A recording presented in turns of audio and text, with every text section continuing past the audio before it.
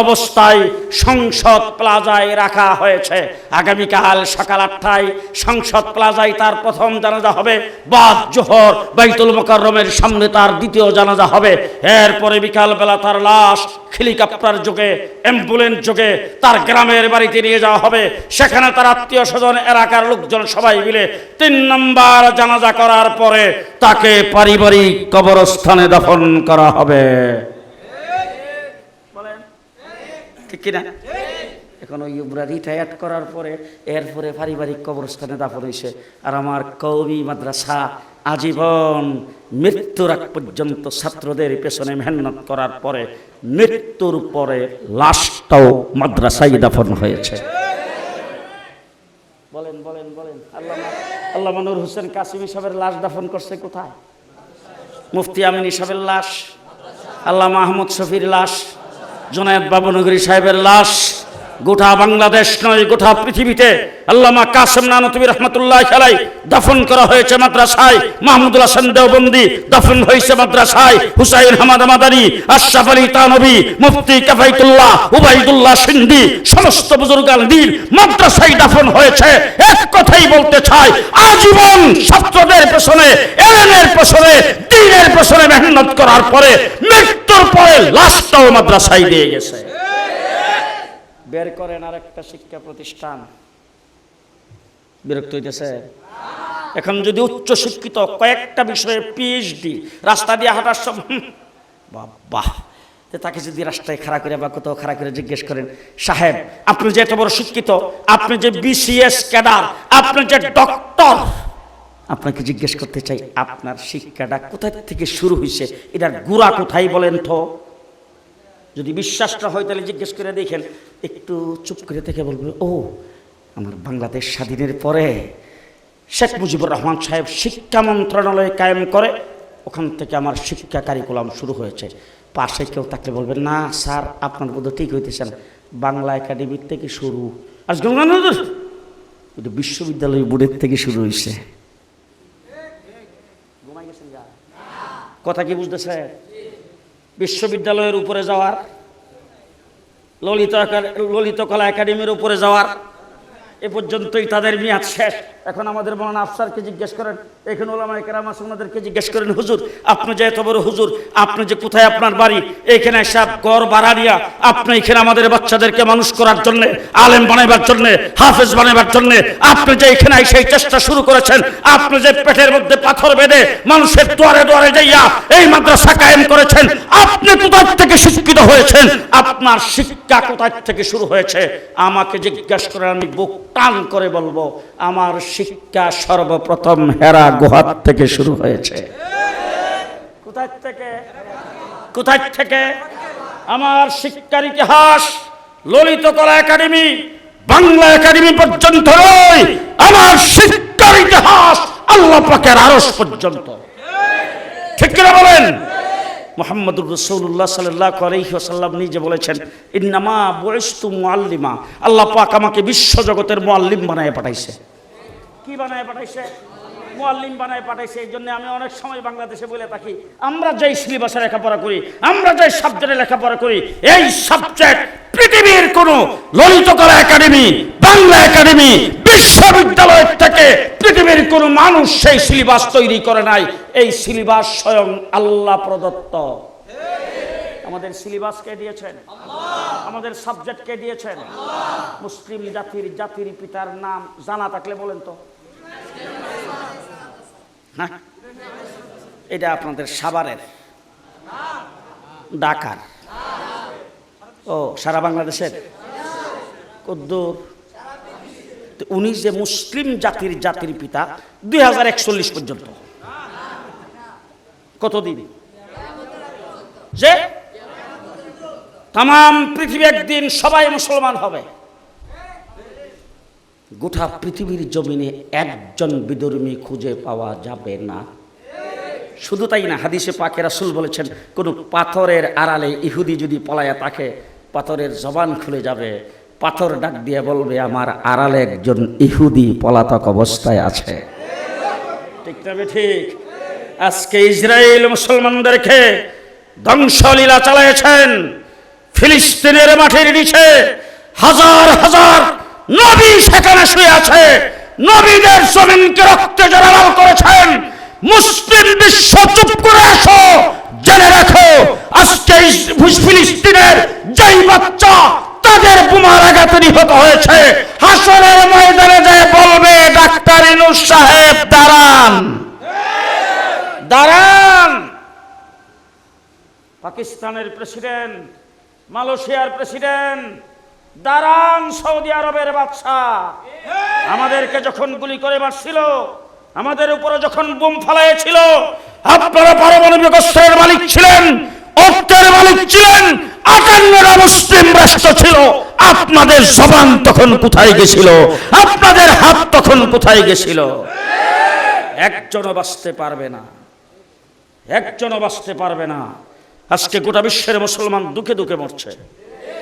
ছোট বাচ্চারা যখন রক্তাক্ত অবস্থায়, আমি গত পরশুদিন দেখলাম নেটে আসছে, এক বাবা তার ছোট্ট বাচ্চা কোলের বাচ্চাকে এইভাবে ধরে কাঁদতেছে আর চোখের পানি ফেলতেছে, আল্লাহু আকবারের স্লোগান দিচ্ছে। আজকে তাদের রক্ত দেখে যদি আপনার চোখ দিয়ে পানি না আসে, আপনার অন্তরে যদি ব্যথা না লাগে, ফতোয়া দিয়ে গেলেন আপনি মুসলমান হতে পারেন না।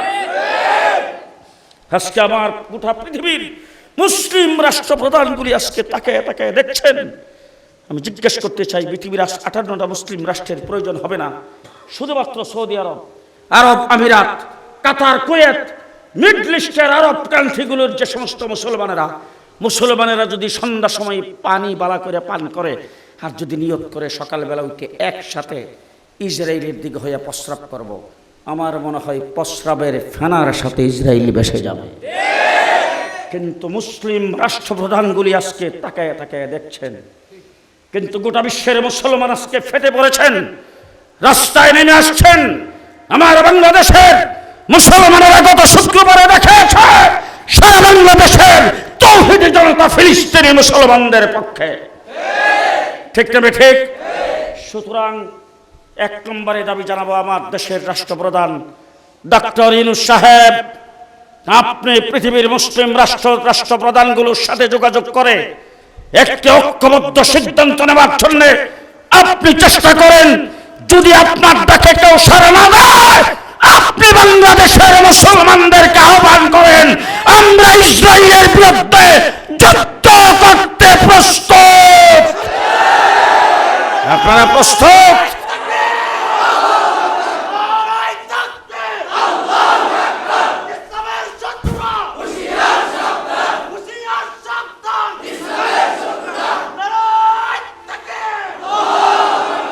গোটা বাংলাদেশের, গতকাল ছিলাম দিনাজপুর, রংপুর, গোটা বাংলাদেশের যুবকদের যে অবস্থা দেখেছি, যদি আজকে এই মুহূর্তে যদি বলা হয় ফিলিস্তিনে যাই ইসরায়েলের বিরুদ্ধে যুদ্ধ করতে হবে, আমার মনে হয় বাংলাদেশের লক্ষ লক্ষ আবু সাইদের মতো যুবকেরা তৈরি হবে যুদ্ধ করার জন্য, ঠিক কিনা বলেন? কিন্তু মুসলমানদের গেল কোথায়? মুসলমানদের জাতির পিতা হযরত ইব্রাহিম আলাইহিস সালাম, গোটা পৃথিবী যখন মুসলমান হবে তখনও তিনি জাতির পিতা থাকবেন। তার বিরুদ্ধে কোনদিন হরতাল, বিবৃতি, মানববন্ধন, জি জনসভা হয়েছে কোনদিন? তার বিরুদ্ধে কোনো স্লোগান হয় নাই। কিন্তু কেউ যদি জোর করে কাউকে জাতির পিতা বানাইতে চায়, তখন দেখছি স্লোগান হয়, ইমুক হলো গোড়ার ডিম, ইমুক হলো, কথা কয় না? ইব্রাহিম আলাইহিস সালামের ব্যাপারে গোড়ার ডিম নাউজুবিল্লাহ জীবনে কেউ বলতে পারবে না, কারণ বানাইছে কেডা? এই আল্লাহর নামটা একটু জোরে করে মানুষ শুনবো। কে বানাইছে? হযরত ইব্রাহিম আলাইহিস সালাম আল্লাহ পাকের খলিল। কার খলিল? আল্লাহ পাকের খলিল। তো ইব্রাহিম আলাইহিস সালামকে একদিন জিজ্ঞেস করছে, ইব্রাহিম আপনি আল্লাহর খলিল কেমনে হইলেন? ইব্রাহিম আলাইহিস সালামকে আল্লাহ যখন যেটা হুকুম করছে, যখন যেটা চাইছে আমি দিয়ে দিছি, আল্লাহ আমারে খলিল বানাইছে। ইব্রাহিম আলাইহিস সালামের দ্বারা আল্লাহ পাক কঠিন কঠিন পরীক্ষা দিয়েছে। আগুনও ফেলাইছিল কারে? ইব্রাহিম আলাইহিস সালাম রে। আগুন একটা পশমও জ্বালাইতে পারে নাই। ভরসা করছে কার উপর? তো জিবরাইল আমিন এসে আমি আইছি। মিকাইল পেছন থেকে ডাক, দেখো আমিও কিন্তু আইছি। ইসরাফিল আলাইহিস সালাম ক আল্লাহর খলিল আমিও কিন্তু আছি। ইব্রাহিম আলাইহিস সালাম ক কি জন্য আইছেন? জিবরাইল আমিন ক আপনি তো জানেন ওই আমার কি ক্ষমতা, আমি তো একটু বাউ দিলে আগুন শেষ। মিকাইল আলাইহিস সালাম ক পেছন থেকে ডাক দেখো আপনি জানেন তো আমি কোন মন্ত্রণালয়ের দায়িত্বে? মেঘ মন্ত্রী। কি মন্ত্রী? মেঘ মন্ত্রী। ইসরাফিল আলাইহিস সালাম ক আপনি তো জানেন এই ফু দিলে সারা পৃথিবী আসমান জমিন যা আছে সব শেষ। নমরুদের আগুন নিভাবার জন্য কি ফু লাগবে? একটা শ্বাস ফেলাই তো শেষ। ক্ষমতা তো আপনার জানাই আছে, আপনি জিজ্ঞাসা করতেছেন কি জন্য আইছি। ইব্রাহিম আলাইহিস সালাম ক আমার আল্লাহকে এখন চিটাং গেছে, ঘুমাইছে। আল্লাহ ঘুমায়? জিবরাইল আমিন ক না না না, আল্লাহ তো জাগনাই আছে, আল্লাহ কোন সময় ঘুমাই না। লা তাখুযুহু সিনাতু ওয়ালা নাওম। ইব্রাহিম আলাইহিস সালাম জিজ্ঞাসা করছে আগুন যে জ্বালাইছে আমার যে উলঙ্গ করছে এখনই যে আগুনের মধ্যে নিক্ষেপ করে দিবে, এইটা বোধ হয় আল্লাহ দেখতেছে না, মনে হয় অন্যদিকে তাকাই রয়েছে। জিবরাইল আমিন ক না, কি কোন আপনি? আল্লাহ সবটাই দেখতেছে। যেই কইছে আল্লাহ দেখতেছে, ইব্রাহিম আলাইহিস সালাম ডাক দেখো কাকাও সরো। আল্লাহ দিককে যদি আমার আগুনে জ্বালায় আল্লাহ খুশি থাকে, আমি তো জ্বললেই খুশি। সুবহানাল্লাহ কয় না? আর যদি আল্লাহ পাক বাঁচাই না তো তুমি জিবরাইল কেডা? হ্যাঁ, আল্লাহর ক্ষমতা তোমার থেকে কম। আল্লাহ কেমনে বাঁচাইব না জ্বালাইব এটা আল্লাহ ভালো জানে, তোমরা সরো। যেই মাত্র জিবরাইলের শর্তে কইছে আল্লাহ ডাক দেখো আইফর রে, তোরা সাহায্য যখন উনি চাইছে না তো তোরা খালি থেকে লাভ কি? আমার এখন কেন্দ্রীয় সরকার, বুঝছেন না? কেন্দ্রীয় সরকার বুঝছেন তো? জীবন মনে করেন আমাদের ফরিদপুর জেলা, তো ফরিদপুর জেলার ডিসি এসপি কে ডক্টর ইউনূস সাহেব ওখান থেকে ফরমান জারি করছে আপনারা ক্লোজ, পরবর্তী ডিসি নিয়োগের আগ পর্যন্ত ফরিদপুর আমার জিম্মায়। কেন্দ্রীয় সরকার, কথা বুঝেন নাই? আল্লাহ রাব্বুল আলামিন কেন্দ্রীয় সরকার। ইয়ানার সরাসরি আগুন রে ডাক দিছে, কুনি বারদাউ ওয়া সালামান আলা ইব্রাহিম। আগুন শান্তিদায়ক ঠান্ডায় পরিণত হও, আমার ইব্রাহিমের যাতে সামান্যতম কোনো কষ্ট না হয়। ইব্রাহিম আলাইহিস সালাম 40 দিন পর্যন্ত চতুর্দিক দিয়ে আগুন জ্বলছে, দাউ দাউ করে আগুন জ্বলতেছে। ইব্রাহিম আলাইহিস সালাম আগুনের মধ্যে দিব্যে আরামে। নমরুদে গেছে দেখতো, হে মনে করছে আগুন জ্বলতে জ্বলতে সাইডও বোধ হয়ে সাদা হয়ে গেছে। কথা কয়, প্রথম আগুন জ্বলার পরে লুকাটা এটা হয়, আংরাটা কি হয় কাল বেশি বেশি জ্বলতে জ্বলতে তখন হে মনে করছে সাইডও মনে হয় সাদা হয়ে গেছে। যাইয়া যেই খালি এমনি তাকাইছে দেখে চতুর্দিক দিয়ে আগুন জ্বলতেছে, ইব্রাহিম আলাইহিস সালাম আগুনের মধ্যখানে দিব্যি আরামে বসা। মেজাজ জাগাত আছে। হ্যাঁ, তুই যে লাকড়ি আর তেল টেল যারা দিত এই সব দিয়ে ডাক দেখ, এরপর আগুনের দিকে মুখটারে করে ডাক দেখো, কিরে ঘটনাটা কি? হ্যাঁ, তোরে জ্বালাবের লাগিয়ে 1 বছরে তেলের দাম 7 বার বাড়াইছি।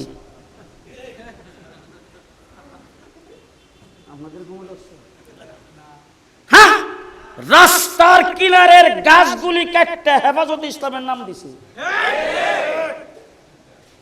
জ্বলতে দিয়া সত্যি খো ফাঁক ফুট আওয়াজ যদি ঠিক আছে, রং যদি ঠিক আছে, হির যদি ঠিকই লাগে, ইব্রাহিম আলাইহিস সালাম দিয়ে আগুনের মধ্যখানে বসা, ইব্রাহিম রে জ্বালাস না কেন? যে মাত্র কথা কইছে আল্লাহ আগুন দে ডাক দেখো, ওর মতো বদমাইশের লোক আমি কথা কই না। তোর জবান খুলে দিলাম, তুই ক আগুনে ডাক দিয়ে রেঞ্জের বাইরে কেন একটু আগে দেখোস না? আমার আল্লাহ পাক আমারে নোটিশ করছেন আর বলছেন যেই টুকের ভিতরে তুই জ্বালাইছ এই টুকের ভিতরে থাকতে। যদি আল্লাহ পাক আমারে অনুমতি দিত তো তুই যেখানে আসত। হযরত ইব্রাহিম আলাইহিস সালাতু ওয়াস সালামকে আগুনে জ্বালাইতে পারে নাই, নোটিশ করেছেন কে? বাঁচাইছেন কে? ওই আল্লাহ এখন নাই, নতুন আরেকজন। এখনো সেই আল্লাহ আছে? বয়স হয়েছে মেধা শক্তি কমছে? আগের মতো শক্তি নাই? আছে আছে। জিবরাইল আমিনও আছে তো? আচ্ছা, আজ পর্যন্ত কোন মিডিয়া, কোন টেলিভিশনে, কোন ফেসবুকে কোথাও কি দেখছেন আপনারা যে জিবরাইল মারা গেছে? হ্যাঁ, জিবরাইল আছে। বদরের যুদ্ধে জিবরাইল আমিন যে ফেরেশতাগুলি সাথে নিয়ে আসছিলেন, এইগুলি আছে না মারা গেছে? তাহলে আসুন আজকে আল্লাহরে ডাক দিয়ে বলবো, শ্রেষ্ঠত্ব আল্লাহকে ডাক দিয়ে বলবো, আল্লাহ ফিলিস্তিনি মুসলমানদের পেছনে জিবরাইল আমিন সহ বদরের ফেরেশতাগুলো পাঠায়া দাও। সবাই বলেন আমিন। আরো জোরে বলেন আমিন। ইব্রাহিম আলাইহিস সালামের দ্বারা সমস্ত পরীক্ষায় যখন ইব্রাহিম আলাইহিস সালাম পাস করেছেন, আল্লাহ রাব্বুল আলামিন ইব্রাহিমকে বলছেন ঘর বানাও। ইব্রাহিম আলাইহিস সালাম হলেন রাজমিস্ত্রি। ইসমাইল আলাইহিস সালাম নাম হইল জবিহুল্লাহ। জবাই করতে দিছিল, জবাই হয় নাই, আল্লাহ পাক তার নাম রাখছে জবিহুল্লাহ। ইব্রাহিম খলিলুল্লাহ, ছেলের নাম জবিহুল্লাহ। জবিহুল্লাহ হইলেন যুগালী। আপনারা যুগালী চিনেন না বোধ হয়? Labour, labour. একজন লেবার আর একজন রাজমিস্ত্রি, দুইজনে মিল্লা ঘর বানাইছে। একজনে পাথর টাথর আগায় দেয় আর ইব্রাহিম আলাইহিস সালাম লাগায়। ঘরটা যখন কমপ্লিট হয়েছে তখন হযরত ইব্রাহিম আলাইহিস সালাম গড়ের চৌকাঠে ধরে দাঁড়াইছে। দাঁড়ায় আল্লাহরে ডাক দিছে, রব্বানা তাকাব্বাল মিন্না ইন্নাকা আনতাস সামিউল আলিম। আল্লাহ ঘরটা বানাইছি, ঘরটা তুমি কবুল আর মঞ্জুর করো। আল্লাহ রাব্বুল আলামিন ডাক দেখে, ইব্রাহিম খালি কবুল করেই তো শেষ করলাম না, তোমার নাম খলিলুল্লাহ, তোমার ছেলের নাম জবিহুল্লাহ, দুইজনে মিললে ঘর বানাইছো, ঘরের নাম রাখলাম বাইতুল্লাহ। কি নাম? বাইতুল্লাহ। এবার হযরত ইব্রাহিম আলাইহিস সালামকে আল্লাহ ডাক দেখে, ইব্রাহিম একটা দস্তুর শোনো ভালো করে। দস্তুরটা হইল, যদি কোনো ব্যক্তি পরীক্ষায় ফাঁস করে তাইলে সেই মানুষটাকে দুনিয়ার রীতি হবে পুরস্কার দেওয়া। আমাদের সাভারে দেয় না। এই যে মাদ্রাসা, এই মাদ্রাসা যখন পরীক্ষা হবে বছর শেষে, পরীক্ষায় যারা ফার্স্ট থেকে সেকেন্ড তার হবে, তাদেরকে পুরস্কার দেওয়া হবে না? হেফজখানায় ফার্স্ট করছে, দাওরায়ে হাদিস পাস করছে, তাদেরকে পুরস্কার দেওয়া হয় না? আল্লাহ পাক ডাক দিয়ে, ইব্রাহিম পুরস্কার দেওয়ার একটা বিধান কিন্তু পৃথিবীতে থাকবে। তো পুরস্কার আমিও তোমারে দিমু, তুমি সব পরীক্ষায় ফাঁস। সব পরীক্ষায় ফাঁস। পুরস্কার যে পুরস্কার দুই প্রকার হয়। কয় প্রকার? এক প্রকার পুরস্কার হইল মাদ্রাসার মুহতামিম সাহেব আসাতাজায়ে কেরামের সাথে পরামর্শ করে বাজার থেকে কিনে আনছে, আইনা সুন্দর কাগজ দিয়ে প্যাকেট করিয়া স্টেজের মধ্যে আইনে রেখে দিছে। ফার্স্ট সেকেন্ড তার একজন একজন করে নাম ডাকতেছে, আর প্রধান অতিথি বা সভাপতির হাতে প্যাকেট খোলার আগে হেও জানে না, হের বাপও জানে না কি পাইল। এটা ভাইয়া খুশি না বেজার? খুশি। আরেক প্রকার পুরস্কার হইল, ছেলেরা যখন এখানে 1 নম্বর পুরস্কার পাইছে, ছেলে পুরস্কার লইয়া বাড়িতে গেছে, পরে বাবা তারে জড়ায় ধরে, আব্বা তুমি আমার সম্মান বাড়াইছো, তোমারও সম্মান বাড়াইছো, 1 নম্বরে ফার্স্ট করছো বাবা, পুরস্কার একটা তোরে দিমু, চা তুই আমার কাছে কি চাইবে, যা চাস তাই দিমু। এরকম কথা তো আপনাদের দেশে কেউ কয় না। বেটা চা কি চাইবে, যেটা চা ছিঁড়েই দিমু। দুলাভাই তাকে বিদেশ সালারে ফোন করে তুমি বলে A+ পাইছ, তুমি চাও আমার কাছে কি চাইবা, যেটা চাও ওইটাই, কয় না? আল্লাহ রাব্বুল আলামিন ইব্রাহিম আলাইহিস সালামের বলে, ইব্রাহিম 2 প্রকারের পুরস্কার। প্রথম পুরস্কার আমি আল্লাহ পাক তোমাকে দিলাম, ইন্নী জাইলুকা লিন-নাসি ইমামা, আমার ইচ্ছাধীন পুরস্কার তোমাকে দিয়ে দিলাম। গোটা পৃথিবীর সমস্ত মানব মণ্ডলীর জন্য তোমাকে ইমাম বানিয়ে দিলাম, লিডার বানিয়ে দিলাম। মিল্লাত আবিকুম ইব্রাহিম, तमाम পৃথিবীর মুসলিম জাতির জন্য কিয়ামত পর্যন্ত সময়ের জন্য তোমাকে জাতির পিতা বানিয়ে দিলাম।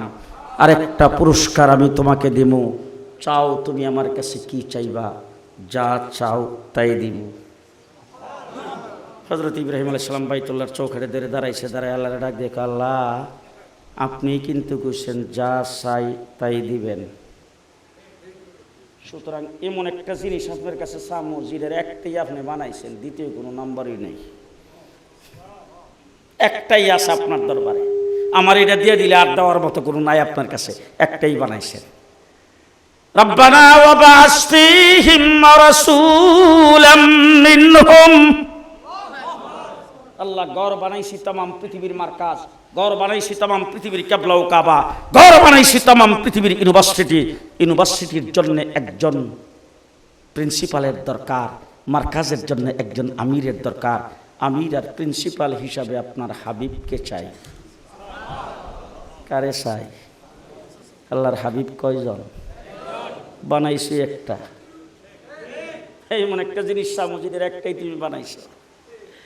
রব্বানা ওয়াবআস ফীহিম রাসূলাম মিনহুম। আল্লাহ, তোমার ঘর বানাইছি, তোমার ঘরের মুতাওয়াল্লি হিসাবে, প্রিন্সিপাল হিসাবে তোমার হাবিবকে চাই। আল্লাহ রাব্বুল আলামিন ডাক দেখে, ইব্রাহিম দরখাস্ত মঞ্জুর। তোমার নাম খলিলুল্লাহ, ছেলের নাম জবিহুল্লাহ, ঘরের নাম বাইতুল্লাহ। যেই প্রিন্সিপালের আবেদন তুমি করেছ তার নাম হাবিবুল্লাহ। কি নাম? হাবিবুল্লাহ। এবার ইব্রাহিম আলাইহিস সালামকে ডাক দেখে, ইব্রাহিম সাওয়াসু শেষ। ইব্রাহিম আলাইহিস সালাম কো মাত্র শুরু। বলে আর কি বাকি রইছে? বলে আল্লাহ প্রিন্সিপাল পাইছি, ইউনিভার্সিটি পাইছে, কোন সিলেবাসটা বাকি রইছে। কি বাকি রইছে? সিলেবাস। এবার বুঝলেন ভালো করে, ওই যে গত সরকার গেছে, শিক্ষামন্ত্রী যত ডিরে বানাইছে এই সব হারাবির দল বক্তৃতা দাঁড়ায় কইত, কওমি মাদ্রাসা সরকারের আওতার বাহিরে, আমরা সরকারি কারিকুলামের ভিতরে তাদেরকে নিয়ে আসব, সরকারি সিলেবাসে তারা পড়াইতে হবে। পরিষ্কার ভাষায় বলে গেলাম, ব্রিটিশও পারে নাই, ব্রিটিশও পারে নাই। শাপলা চত্বরে 1,54,000 গুলি চালায়া তোমরা চেষ্টা করেছো, আমরাই বাংলাদেশে আসি, তোমরা থাকতে পারো নাই। কওমি মাদ্রাসা থাকবে, এটার বিরোধিতা যারা করবে তারা উৎখাত হবে ইনশাআল্লাহ। সামনেও কেউ টিকবে না। ঠিক তবে ঠিক। আল্লাহ প্রদত্ত হযরত ইব্রাহিম আলাইহিস সালাম বাইতুল্লাহর চৌকাঠে দইরা আল্লাহরে ডাক দিয়ে বলেন, ইয়াতলু আলাইহিম আয়াতিক। 1 নম্বর সিলেবাস। ওয়ায়ুআল্লিমুহুমুল কিতাব ওয়াল হিকমাহ ওয়ায়ুযাক্কিহিম। কয়টা?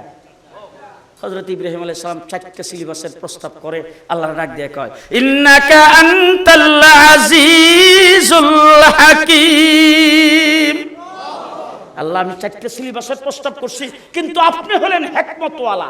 আপনার হিকমতে যদি তার মধ্যে কোনো রদবদল, কোনো তারমিম এজাফা করার প্রয়োজন মনে করেন, তাইলে আপনি রদবদল কইরেই অনুমোদন দিয়েন। আল্লাহ ডাক দিয়া কয়, কোনো রদবদল নাই, 4টার 4টাই মঞ্জুর। ইব্রাহিম প্রস্তাব করছে কয়টা? 4টা। আল্লাহ মঞ্জুর করছে কয়টা? 4টা। এবার মঞ্জুরের আয়াতটা আমি আপনাদেরকে পড়ে দিয়া যাই। আমি জানি না সামনে হুজুর মাহফিল করবে কিনা, আমার দাওয়াত দিবে কিনা। যদি দাওয়াত দেয় আইসা তারপরে ব্যাখ্যা করবো।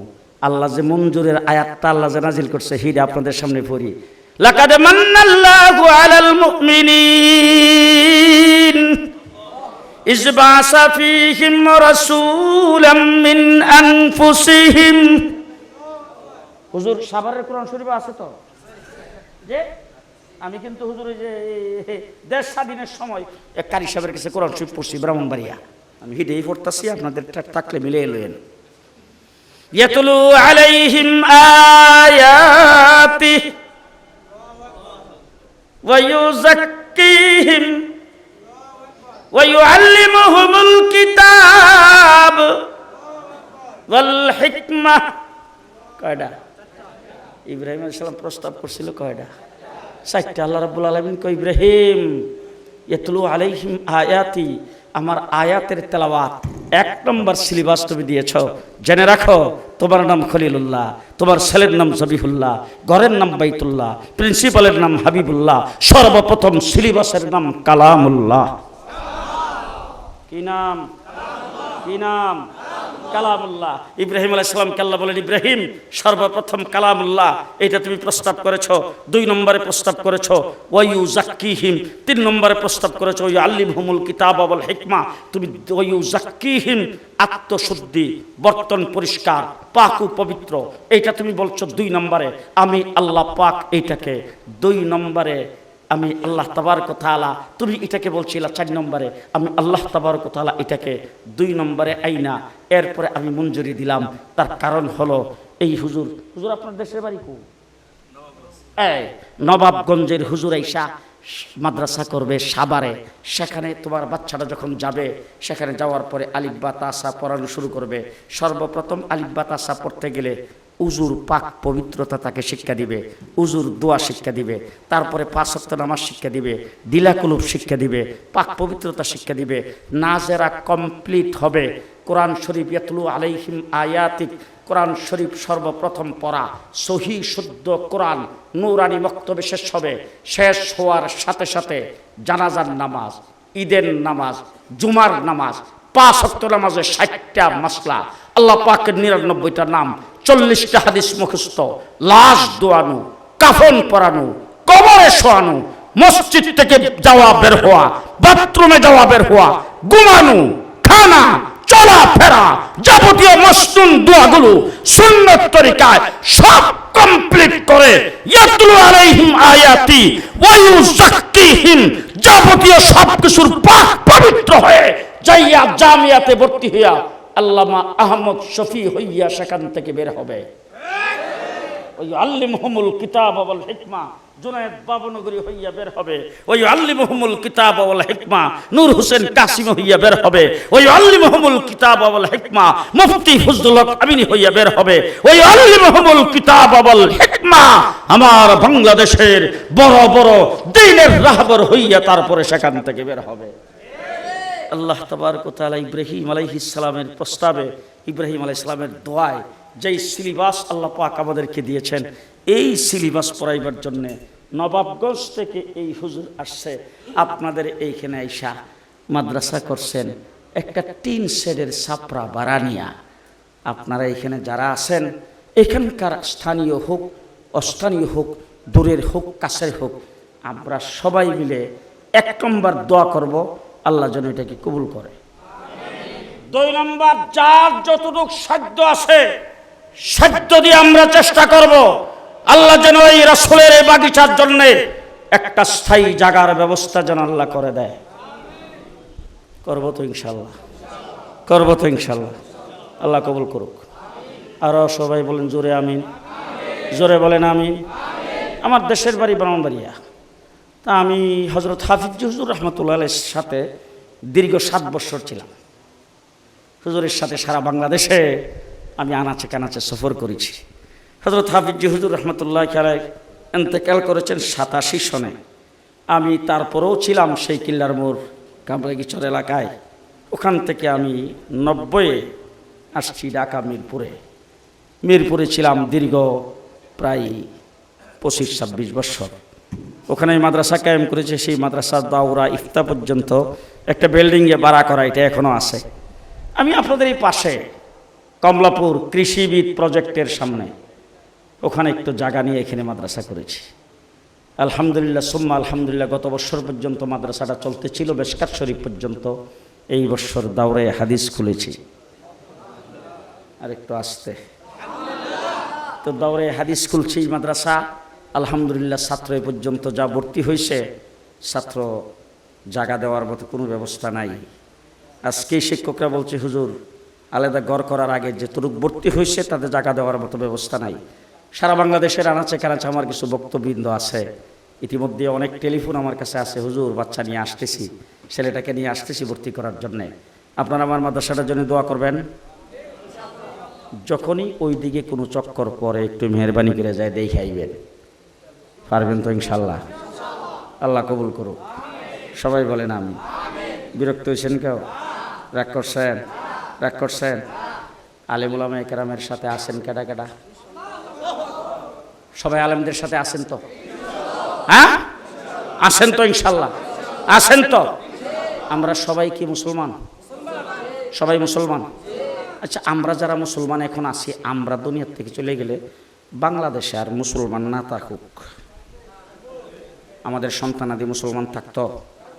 আমরা সন্তানাদিকে মুসলমান কইরে রেখে যাইতে চাই। সবাই কয় না রেখে যাইতে চাই। তাহলে যারা নাস্তিক মুরতাদ বাংলাদেশ থেকে ইসলামকে উৎখাত করতে চায়, তারা 5ই আগস্টে উৎখাত হয়ে গেছে। কিন্তু সামনে বাংলাদেশে আর পেশিবাদের উত্থান, নাস্তিক মুরতাদার হিন্দুদের উত্থান বাংলাদেশে হইতে দেওয়া হবে না। ঠিক কিনা বলেন? তাইলে দেশটা 54 বছর হয়েছে। দেশ বিভিন্ন মানুষের শাসন করেছেন, যেই শাসনে একদল ক্ষমতায় গেলে আরেক দলকে চুট ডাকাত বলে গালি দিয়েছেন, সামনে দিতে হবে। আমরা চাই সেই সরকার হবে ইসলামিক সরকার। বাংলাদেশে আমরা ইসলাম দেখতে চাই।